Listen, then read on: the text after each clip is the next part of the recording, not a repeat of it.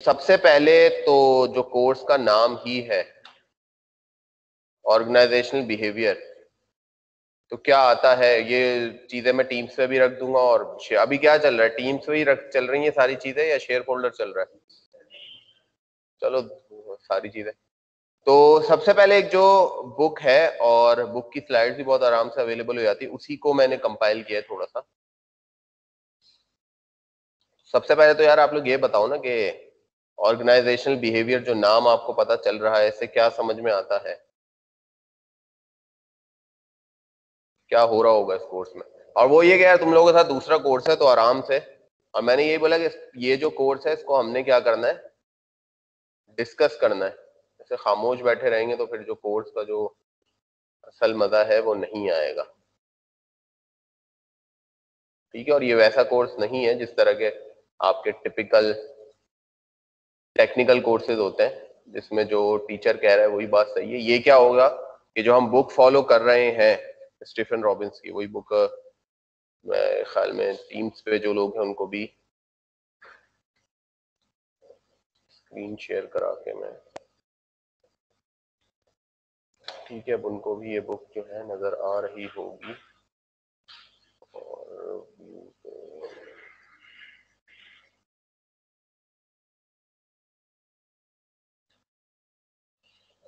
ठीक है, तो सबसे पहले हम नाम को ही डिस्कस कर लेते हैं ना, ऑर्गेनाइजेशनल बिहेवियर। वैसे जो स्लाइड भी हमारी स्टार्ट होगी उसमें भी हम यही देखेंगे कि क्या चीज होती है।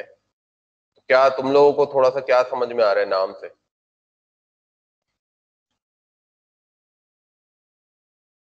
नाम से कुछ समझ तो आ रहा होगा ना यार, अब 8वें सेमेस्टर में हो और अपनी थोड़ी सी सॉफ्ट स्किल्स डेवलप करो, जो बात हो, कम्युनिकेशन हो, उसको थोड़ा सा बेहतर बनाने की कोशिश करो। जो चीज, जो प्रॉब्लम आता है कम्युनिकेशन का, जो ज्यादातर देखा भी जब तुम लोग के वालेकुम अस्सलाम एफ आई पी का डिफेंस हो या फर्स्ट माइलस्टोन, उसमें यही प्रॉब्लम आ रहा था कि भाई दिल और दिमाग में कुछ होता है लेकिन वो चीज जबान पे नहीं आती।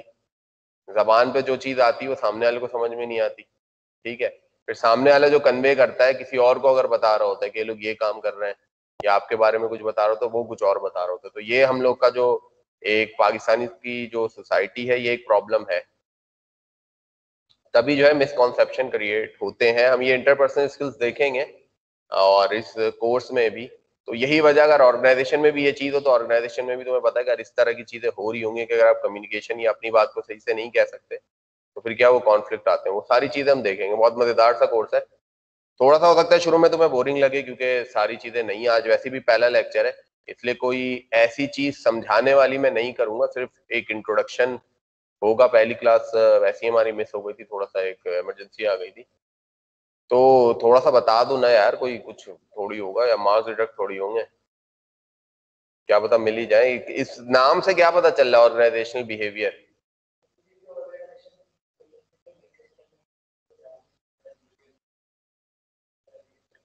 ठीक है, अच्छा, बिहेवियरल साइंस एक, जी आप लोग भी बोल सकते हैं। सर किसी भी ऑर्गेनाइजेशन में जैसे किस तरह बिहेव करना है, किस तरह बात करनी है, ये कोर्स उस हिसाब से हो सकता है। ठीक है, हाँ, क्लोज क्लोज हैं आप लोग सारे, और जाहिर है वो कॉन्क्रीट डेफिनेशन मुझे चाहिए भी नहीं, अभी नॉर्मल जिस तरह से हम बात कर रहे हैं। तो अच्छा, दो इसके पार्ट्स हैं जैसे आपको नाम से पता चल रहा है, एक है बिहेवियर और एक है ऑर्गेनाइजेशन। तो ये यही मिलके बना रहे हैं ना। तो इसमें जो बुक है स्टीफन रॉबिन्स साहब की, या कोई भी आप बुक उठाओगे ऑर्गेनाइजेशनल बिहेवियर की, उसमें जो तरीकेकार होगा समझाने का वो इसी तरीके से जैसे आपको सामने नजर आ रहा होगा। पहली चीज तो इंट्रोडक्शन है। ठीक है, इंट्रोडक्शन के बाद दूसरी चीज आ रही है इंडिविजुअल। इंडिविजुअल का क्या मतलब है? जो एक आपका एक सिंगल शख्स होता है, ठीक है, एक फर्द जो है। और ये जो नीचे आपको कुछ चीजें नजर आ रही होंगी, डाइवर्सिटी, एटीट्यूड और इमोशनल मॉडल, ये सारी चीजें, अगर ये हम टॉपिक देखें, अभी तुम लोग थोड़े से बोर हो रहे हो, और सुबह की क्लास का मसला भी यही होता है कि थोड़ा सा जो है बंदा जाग नहीं पा रहा हो। तो अगर तुम टॉपिक्स देखो तो कोई 18 टॉपिक्स हैं इसके, और 16 वीक होते हैं हमारे पास। तो इन 18 टॉपिक्स को हमने, कुछ टॉपिक को मतलब कुछ वीक्स में हम एक टॉपिक करेंगे और कुछ वीक्स में हम एक टॉपिक से थोड़ा ज्यादा करेंगे, तो कोर्स हमारा कंप्लीट हो जाएगा। तो इसको तुम देख लो कि किन पार्ट्स में डिवाइड किया गया है। एक तो इंट्रोडक्शन, दूसरा क्या है, इंडिविजुअल। सही है, फर्द है, फर्द मिलके क्या बनाते हैं, ग्रुप्स। ठीक है, और ग्रुप्स जब एक ऑर्गेनाइज वे में ग्रुप मिल गए, अब एक खास गोल अचीव करना है तो ऑर्गेनाइज होकर जब वो काम करते हैं तो ऑर्गेनाइजेशन मिलता है। ठीक है, तो ये चीज याद रखनी, और ये जो इस कोर्स का ही पार्ट है, तो सबसे पहले हम देखेंगे अब क्या देखना है, सबका बिहेवियर, फर्द का बिहेवियर देखना है जिसमें ये सारी चीजें आएंगी। उसके बाद ग्रुप का बिहेवियर, जब वो ग्रुप बनाएंगे तो जाहिर सी बात है चीजें चेंज होगी। एक फर्द है वो अकेले कुछ और तरीके से बिहेव करता है, जब उसको ग्रुप में डाल दिया जाता है कुछ और तरीके से बिहेव करता है। फिर एक खास मोटिव होगा, और सब ग्रुप भी हो सकते हैं। सही है, एक ऑर्गेनाइजेशन में बहुत सारे डिपार्टमेंट होते हैं लेकिन उनका गोल एक ही होता है, मकसद एक ही होता है। ठीक है भाई, तो ये है हमारा, थोड़ा सा समझ लो, कोर्स आउटलाइन भी आपकी ये बुक ही है, और बुक बहुत अच्छी है और बुक पढ़नी भी है आपने। ठीक है, शुरू में बोरिंग लगेगी लेकिन जैसे जैसे कॉन्सेप्ट आपको समझ में आते जाएंगे तब आपको पढ़ने में मजा भी आता रहेगा, और आप देखोगे हाँ इर्द गिर्द इसी तरह की कुछ चीजें हो रही हैं। आप ठीक है, तो अब हम आ जाते हैं अपनी मेन जो है स्लाइड्स के ऊपर। जो अच्छा, स्लाइड में भी ज्यादातर चीजें जो है मैंने बुक से ही ली हैं, प्लस बुक की अपनी भी स्लाइड स्टीफन रॉबिन साहब ने रखी हुई हैं इंटरनेट पे।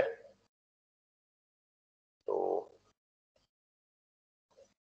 ठीक है जी, तो ऑर्गेनाइजेशन लोग जो है तुम लोग जानते ही होगे कि क्या होती है, जैसे हमने पहले भी डिस्कस किया कि कुछ लोग जो है एक सोशल यूनिट बनाते हैं अपना, और एक खास एक कॉमन गोल को अचीव करने के लिए काम करना शुरू कर देते हैं। सही है, ये होती है ऑर्गेनाइजेशन। सही है, हमारे यहाँ मतलब अगर ब्रॉड कैटेगरीज देखी जाए तो दो कैटेगरीज में हम जो है इसको ब्रेक कर सकते हैं, कि हमारे यहाँ कुछ होती हैं जो मैन्युफैक्चर कर रही होती हैं चीजें, और कुछ होती हैं जो सर्विस कर रही होती हैं। ठीक है, जैसे उस्मान इंस्टीट्यूट की बात करें तो सर्विस ऑर्गेनाइजेशन है, हॉस्पिटल सर्विस ऑर्गेनाइजेशन होता है। ठीक है, और जो मैन्युफैक्चरिंग इंडस्ट्रीज वगैरह होती हैं वो क्या होती हैं, वो प्रोडक्शन ऑर्गेनाइजेशन होती है, प्रोडक्ट बना के दे रही होती है। ठीक है, नेक्स्ट आ जाओ, अब जो सबसे इंपॉर्टेंट है वो क्या चीज है, बिहेवियर। सही है, अब बिहेवियर क्या है, बिहेवियर फंक्शन है पर्सन और उसके इर्द गिर्द के एनवायरनमेंट का। ठीक है, अब एक पर्सन है, जाहिर सी बात है वो अकेली एक सोच रखता है, फिर जब वो जाता है किसी इन्वायरमेंट में तो वो किसी और तरीके से बिहेव करता है। सही है, एक बंदा, उसको एक आप सब्जेक्ट लें, एक स्टूडेंट ही लें, उसको रूम में हम बैठा दें और अकेला छोड़ दें। ठीक है, अब वो अकेले जो है बैठा हुआ होगा, कुछ सोच रहा होगा। यही हो आपके सामने शीशा रख दिया जाए, आपके सामने मिरर रख दिया गया, अब आप डिफरेंट तरीके से बिहेव कर रहे होगे क्योंकि आप खुद को देख रहे होगे।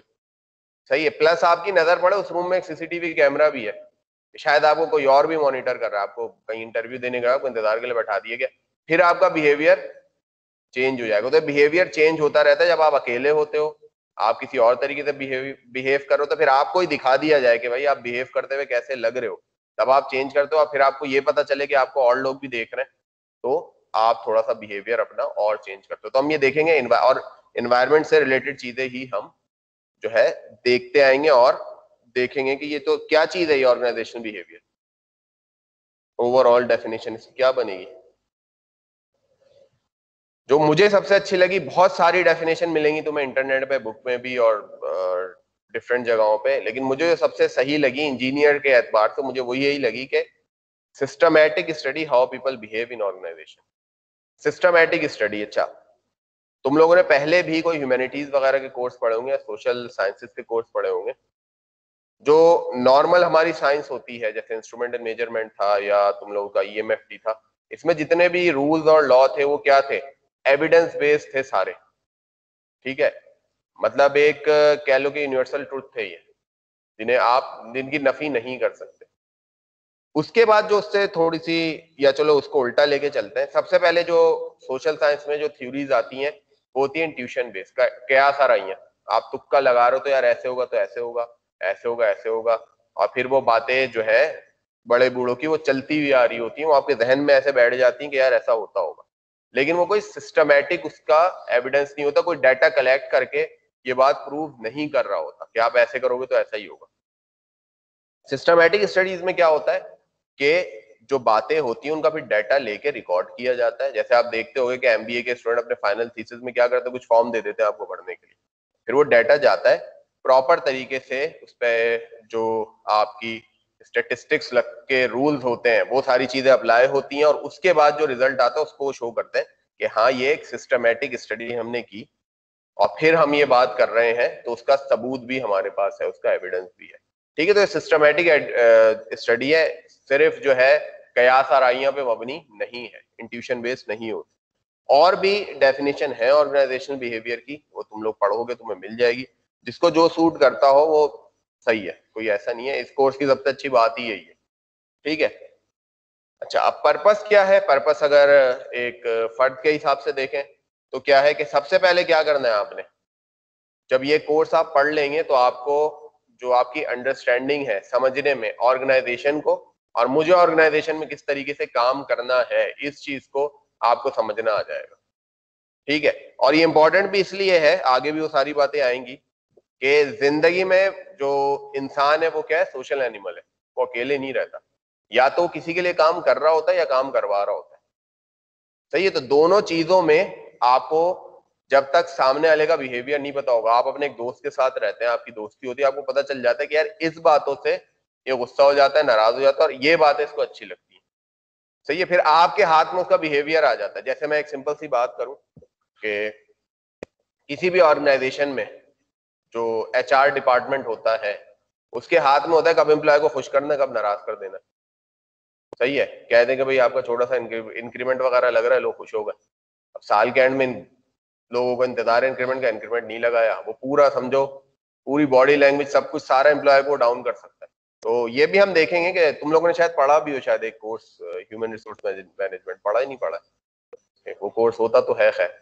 और अच्छा, बेसिकली जो ह्यूमन रिसोर्स मैनेजमेंट है, ये एक कह लो कि प्री रिक्विजिट होता है ऑर्गेनाइजेशनल बिहेवियर का, ह्यूमन रिसोर्स मैनेजमेंट, क्योंकि सबसे मेन जो रिसोर्स होती है किसी भी ऑर्गेनाइजेशन की वो ह्यूमन होता है, लोग होते हैं उसके। बाकी पैसा, मशीन और दूसरी चीजें भी होती हैं, लेकिन सबसे ज्यादा जो है ह्यूमन होता है। उसको किस तरीके से मैनेज करना है वो हम इसमें भी पढ़ेंगे, लेकिन वो अगर पढ़ा हुआ होता तो वो बहुत आसानी होती। चलो ये भी मुझे पता चल गया कि वो कोर्स नहीं पढ़ा। ठीक है जी, तो हमेशा अपने ऑर्गेनाइजेशन में, या तो वैसे नॉर्मल लाइफ में भी, तो आप क्या करते हैं, बिहेवियर जब आप प्रिडिक्ट करने लग जाते हो तो आप उसी हिसाब से, अब क्या सामने वाले का बिहेवियर आपको पता होता है, तो आप जब चाहे उसको नाराज कर सकते हो और जब चाहे आप उसको खुश कर सकते हो। ये आपके हाथ में एक चीज आ जाती है, क्यों? क्योंकि आपको उसका बिहेवियर का पता लग गया है। ठीक है, वो भी हम देखेंगे आगे चल के कि बिहेवियर का पता किस तरीके से लगाया जा सकता है, खासतौर पर ऑर्गेनाइजेशन में लोगों के कुछ एक्सरसाइजेज होती हैं जो कि वही बात है कि सिस्टमेटिकली प्रूव हुई है ये एक्सरसाइज। ठीक है, कोई इख्तलाफ कर सकता है तो सही है, आप इख्तलाफ करो, उससे अच्छा मॉडल ला के दिखा दो। तो ऐसा नहीं है कि आप इख्तलाफ नहीं कर सकते, और डिस्कस ही हम करेंगे। सेकंड यही है भाई, पहले तो आप खुद को जाने, ऑर्गेनाइजेशन को जाने कि मैं उसमें किस तरीके से काम कर सकता हूँ, फिर उसके इर्द गिर्द लोगों को जाने। एक बंदा जो बिल्कुल अकेला रहता है वो जाहिर सी बात है ऑर्गेनाइजेशन में आगे नहीं बढ़ सकता, उसको आके अपना एक जो है सोशल नेटवर्क बनाना पड़ेगा लोगों के साथ। इसीलिए जब भी मैं कोई प्रोजेक्ट भी देता हूँ, कोई स्टूडेंट अगर अकेले काम कर रहा होता है, मैं उसको बोलता हूँ नहीं, अकेले नहीं करना, आपने ग्रुप, अदरवाइज आपकी जो सोशल स्किल्स है वो इम्प्रूव ही नहीं होगी, आप इस तरह अकेले रहोगे। ठीक है, जो सबसे इंपॉर्टेंट चीज है जो मैनेजर्स है, अच्छा मैनेजर्स की आगे पूरी एक डिटेल आएगी। मैनेजर्स यहाँ पे क्योंकि बहुत सारी अल्फाज यूज हो सकते हैं, हेड भी यूज हो सकता है, सुपरवाइजर। मैनेजर का सिंपल मतलब है जो बंदा किसी बंदे से काम ले रहा हो, सही है, आपको काम करवा रहा है किसी भी बंदे से, आप मैनेजर हो। ठीक है, तो वही बात है कि जो भी लोग ऐसे होते हैं अपनी ऑर्गेनाइजेशन में, जो लोगों से काम ले रहे होते हैं, उनको इफेक्टिव टूल्स और रिसोर्स प्रोवाइड करना। जाहिर है, जब पता चल जाएगा कि इस तरीके से आप लोगों का बिहेवियर प्रिडिक्ट कर सकते हैं और लोगों को मोटिवेट करके बिहेवियर प्रिडिक्ट किया, फिर आप उन्हें जाहिर सी बात है मोटिवेट करोगे और उनसे आप जो है काम किस तरीके से ज्यादा ले सकते हो, या जो उनकी स्ट्रेंथ है क्या है, वो वीकनेस क्या है, ये सारी चीजें जब पता हो जाएंगी तो क्या होगा कि गोल्स हासिल करने में आसानी होगी। ठीक है, आपको पता है कि आपके जो एम्प्लॉयज है उनका बिहेवियर कैसा है, किस चीज पे। और एक और चीज भी देखो, ये जो एक जमाना था जब, बल्कि अभी भी तुम लोग एग्री करोगे कि जिस कंट्री की जो कह लो कि उनके पास वेपन मशीनरी अच्छी होती थी, वेपन और ये सारी चीजें, जंगी साजो सामान अच्छे होते थे, ठीक है, तो उनको समझा जाता था ये कंट्री बड़ी जो है ताकतवर, और इस तरीके से अभी भी है। नेक्स्ट भी स्टेज आया कि जिनके पास ऑयल निकल आया, उनको कहा जाता था बड़े रिच है। और अभी जो सारा मामला चल रहा है वो किस पे चल रहा है, वो डाटा पे चल रहा है कि लोगों का डाटा एक्वायर किया जा रहा है। और उसके बहुत सारे रीजन हो सकते हैं। उसका एक रीजन ये भी है कि लोगों का बिहेवियर स्टडी किया जाए। खास ग्रुप का आपने डाटा ले लिया, क्या इन लोगों की पसंदीदगी है, क्या नापसंदीदगी है, रिलीजियस है, नॉन रिलीजियस है, ये सारी चीजें जो डाटा से है वो पता लग सकता है कि इनका बिहेवियर किस तरीके से। और नॉर्मली भी जो आपकी मोबाइल ऐप है वो आपका डाटा इसलिए लेती है कि आपके हिसाब से फिर वो आपको एड्स दिखा सके, ताकि जो प्रोडक्ट है वो आप फिर परचेज करें। तो वो क्या होता है, वो भी आपका एक तरीके से बिहेवियर स्टडी कर रहे होते हैं। और ये डाटा की जो इतनी मारामारी चल रही है उसका एक रीजन ये भी है कि बिहेवियर स्टडी करें, क्योंकि बिहेवियर पता चल गया तो आप आगे कोई भी, जो मैं बार बार बात कर रहा हूँ ना, आप उन्हें खुश भी कर सकते हैं और आप उन्हें नाराज भी कर सकते हैं, क्योंकि आपको पता है कि भाई कि किस तरीके से ये किस इवेंट पे बिहेव करेगा जब उसको हम कोई भी चीज।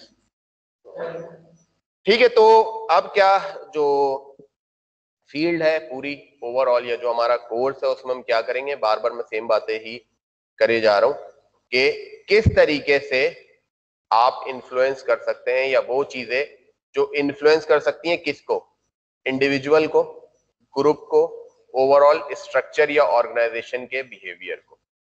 सही है।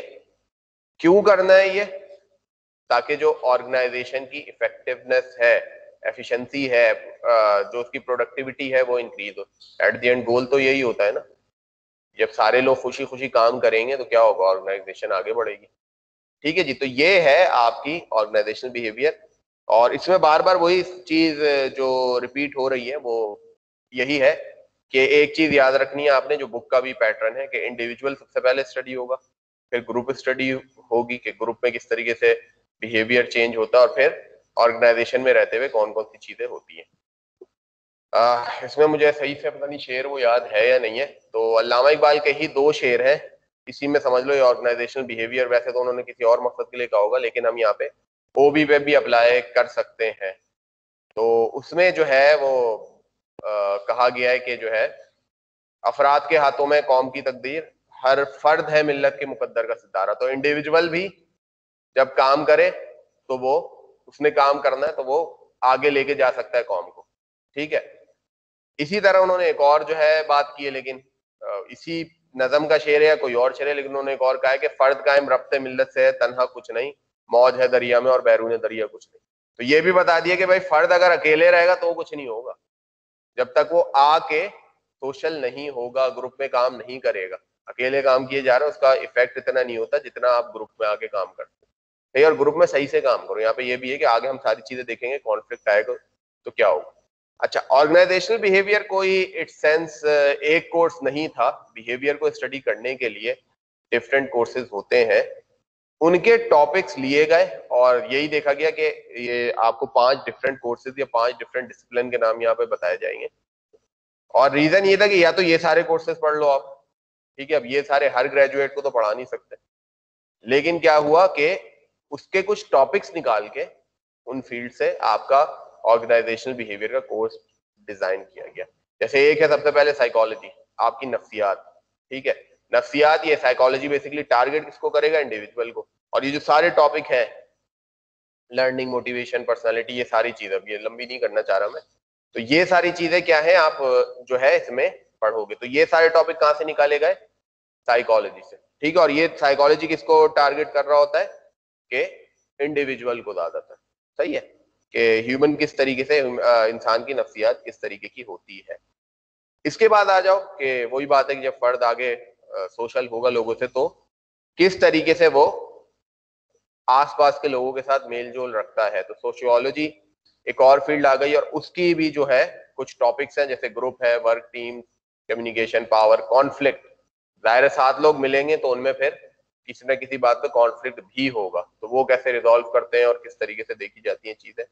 और एक ग्रुप के ऊपर और ग्रुप होते हैं, तो ये सारी चीजें फिर ये आ जाती हैं ग्रुप से रिलेटेड। उसके बाद ऑर्गेनाइजेशन से भी रिलेटेड कुछ चीजें हैं जो कि किस फील्ड की हैं, मतलब ऑर्गेनाइजेशनल बिहेवियर खुद कोई फील्ड नहीं थी, ये समझो 5 जो फील्ड हैं आपकी उनको मिला के, जिसमें 2 हमने देखी, और ये कोर्स उसी को डिजाइन करते बनाएंगे, क्योंकि 5 कोर्स अलग अलग आपको पढ़ाया जाए, 5 फील्ड अलग अलग पढ़े तो काफी टाइम लग जाएगा। फिर क्या है, साइकोलॉजी और सोशियोलॉजी मिला के क्या एक कोर्स और बनता है, सोशल साइकोलॉजी। ठीक है, उसमें यही चीज आ जाता है कि इंसान अकेले किस तरीके से बिहेव करता है, उसकी नफ्सियात कैसी होती है, और जब वो किसी माशरे में रहता है, किसी खास माशरे में उसे भेज दो, ठीक है, वहां वो किस तरीके से बिहेव करेगा। नहीं तो इसमें भी यही है कि किस तरीके से उसका बिहेवियर चेंज होगा, एटीट्यूड चेंज, और ये सारे टॉपिक भी हम ऑर्गेनाइजेशनल बिहेवियर में पढ़ेंगे। और ये जो फील्ड है वो किसको टारगेट करती है, ग्रुप को। इसके बाद एंथ्रोपोलॉजी है कि किसी भी इंसान को किसी खास माशरे में रख दो तो किस तरीके से वो बिहेव करेगा, ये क्या कहलाती है कि एंथ्रोपोलॉजी। खास एक्टिविटीज एक कराई जाए, कुछ जो है अलग अलग ट्राइब होते हैं, एक जो है यूरोप में कोई बंदा पैदा होता है तो वो अलग तरीके का लाइफ स्टाइल जीता है, पाकिस्तान में एक अलग तरीके का लाइफ स्टाइल होगा, अफ्रीका में एक अलग तरीके का होगा, यहाँ पे भी जो गांव देहात है वहां पे अलग तरीके का लाइफ स्टाइल होता है, शहरों में अलग तरीके का लाइफ स्टाइल होता है।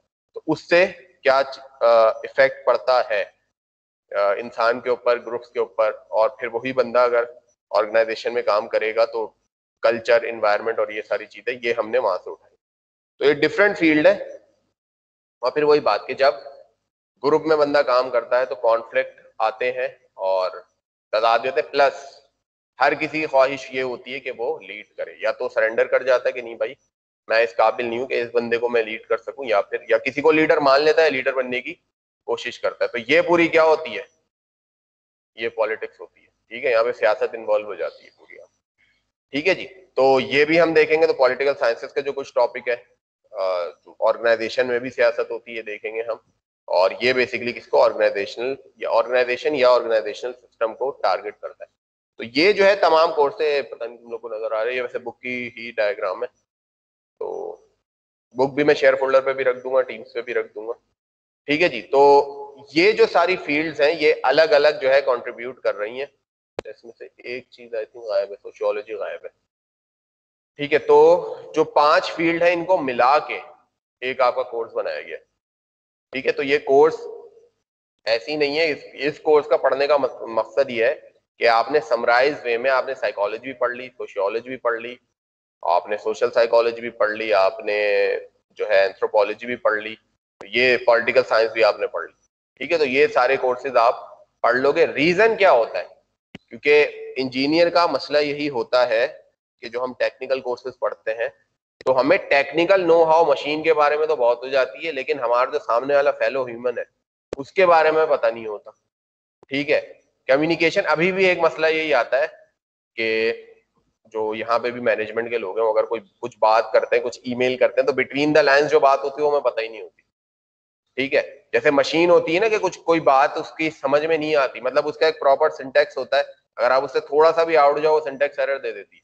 तो थोड़ा सा टेक्निकल या इंजीनियर्स के साथ भी ये थोड़ा सा मसला हो जाता है कि वो मशीन के साथ रहते रहते जो सोशल साइंस है वो बिल्कुल भूल चुके होते हैं कि लोगों के साथ किस तरीके से बिहेव करना है, या आगे जाके इंडस्ट्री में जब जाके उन्होंने एक्सेल करना है। तो एंट्री लेवल पे आपकी टेक्नोलॉजी की मालूमात आपको बहुत जबरदस्त तरीके से होगी। आगे जाके जब आप सुपरवाइज, क्योंकि आपने किसी के अंडर काम करना है, ठीक है, पहले तो आपने काम करना है तो काम करो। अब जब काम लेना है तो काम कैसे लिया जाए, इसके लिए ये कोर्सेज आपको पढ़ाया जाता है। ठीक है, इसलिए बाज दफा कुछ लोग 4 साल 5 साल के तजुर्बे के बाद एमबीए और इस तरह की चीज करते हैं। रीजन यही होता है कि वो ये सीखेंगे लोगों से किस तरीके से काम करवाना है।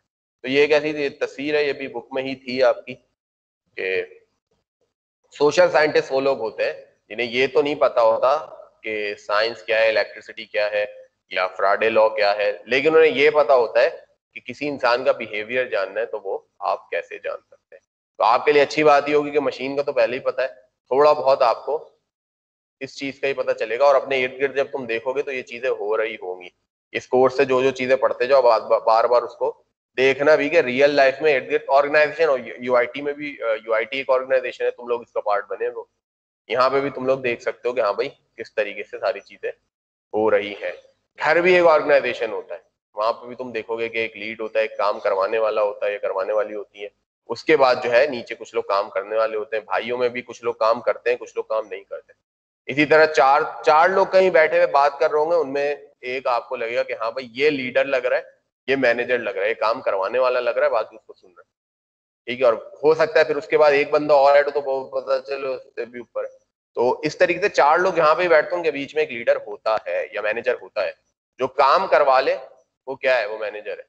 आप लोग ने भी कभी मतलब नॉर्मल घर में अगर फर्स्ट करो रेनोवेशन हो रही है, पेंट वगैरह ही हो रहा है और आप आके उसको मॉनिटर कर रहे हो और आप लोगों से काम ले रहे हो, तो दैट्स मीन आपने भी वो मैनेजमेंट का काम किया। सही है। अब वही बात है, क्या मकसद क्या होता है इन चीजों का, ये बातें करने का। ये चीजें जहन में होती हैं, स्कैटर्ड हुई भी होती है, उनके नाम क्या है, वो कैसे की जाती है, ये पता नहीं होता। पता इंसान को होता, बोले यार ये पता होता तो है, ये सारी चीजें पता होंगी तुम लोग को, कोई ऐसी चीज नहीं है कोई नहीं होगी। तो ये जाहिर है रियल लाइफ आपकी सारी चीजों से एग्जाम्पल होगी। और जो बुक भी है हमारे पास, वो ज्यादा उसमें क्योंकि एडिटर जो है उसके, वो एक इंडियन एडिटर भी है, वोरा साहिबा, उन्होंने फिर आके जो केस स्टडी और एग्जाम्पल दिए हैं वो इंडिया की दी है। लेकिन इससे यह भी पता चल रहा होगा कि इंडिया जो है कितनी तेजी से जो अपॉर्चुनिटीज है उसको ग्रैब करता है, और पाकिस्तान का मुझे नहीं पता कि वो इतनी तेजी से करते हैं नहीं करते हैं, लेकिन वो बुक जब तुम पढ़ोगे तो एक अंदाजा होता है कि हमारे पड़ोस में इतना ज्यादा काम हो रहा है। ठीक है। खैर उससे उन्हीं पाकिस्तान में भी हो रहा होगा, लेकिन पाकिस्तान में भी कोई ऑथर निकले और ये काम कर दे कि बुक एडिट करे। ठीक है, तो जल्दी से इसको देखते हैं दोबारा। इस चीज पे हम बहुत ज्यादा बात कर चुके हैं, ये सारी बातें हमने कर ली हैं। और भाई अभी भी आप एक ऑर्गेनाइजेशन का पार्ट हो, नेक्स्ट आप किसी ना किसी ऑर्गेनाइजेशन के पार्ट बनोगे ही किसी ना किसी पोजीशन पे। और जो है ऑर्गेनाइजेशन भी ये चाहती है कि एक बंदा अकेले पड़ा होकर काम, और मैनेजर है या ऑर्गेनाइजेशन की जो अपर मैनेजमेंट होती है उसको अच्छा नहीं लगता कि एक बंदा सोशल नहीं हो रहा। ठीक है, वो परेशान हो जाते हैं कि वैसे तो बड़ा अच्छा है, स्किलफुल आदमी, लेकिन अकेला क्यों रहता है, टीम्स में काम क्यों नहीं करता। तो अब ऑर्गेनाइजेशन भी टीम्स में ही काम करते हैं, टीम्स बना के वो वर्क असाइन करती है। और आगे जाके, या तुम लोग अभी भी चाहते हो कि एंटरप्रेन्योर बनो या लीडर बनो या मैनेज करो चीजों को या अपना बिजनेस स्टार्ट करो, तो उसके लिए भी क्या है, काम करवाना, जो भी काम करवाने वाला है वो क्या है, मैनेजर है। ठीक है। तो जो स्टडी होती है वो इस सिस्टम में आप ऑर्गेनाइजेशनल बिहेवियर की स्टडी कर लो या किसी भी सोशल साइंस की स्टडी कर लो, उसमें क्या होता है, सबसे पहले आपने कोई भी इवेंट है, कोई भी चीज जो सामने चल रही है उसको अंडरस्टैंड करना है। अंडरस्टैंड कर लेते हो, जैसे मैंने कहा कि आपका एक दोस्त है, आपने उससे दोस्ती की, उसको आपने अंडरस्टैंड कर लिया, फिर आपको आप उसके बारे में प्रेडिक्ट कर सकते हो कि यार ये काम इसके साथ किया जाएगा, ये खुश होगा, ये काम किया जाएगा तो ये नाराज हो जाएगा। ठीक है। और जब आपको ये बात पता चल जाती है, फिर अब आपके हाथ में आ गया कि आप इन्फ्लुएंस किस तरीके से करोगे। ठीक है। तो आपको दोस्त को पता चल जाता है कि अगर मुझे इसको कोई किसी बात पे इसको एग्री करवाना है तो उसको किस तरीके से मैं इन्फ्लुएंस कर सकता हूँ, उससे ट्रीट लेनी है तो किस तरीके से ले सकता हूँ। तो ये सारी बातें आपको, तो ऑर्गेनाइजेशन में भी, क्योंकि अभी मैं इसी तरह की एग्जाम्पल दूंगा, क्योंकि अभी पहला लेक्चर है, अभी बहुत सारी चीजें समझ में ही नहीं आ रही होगी।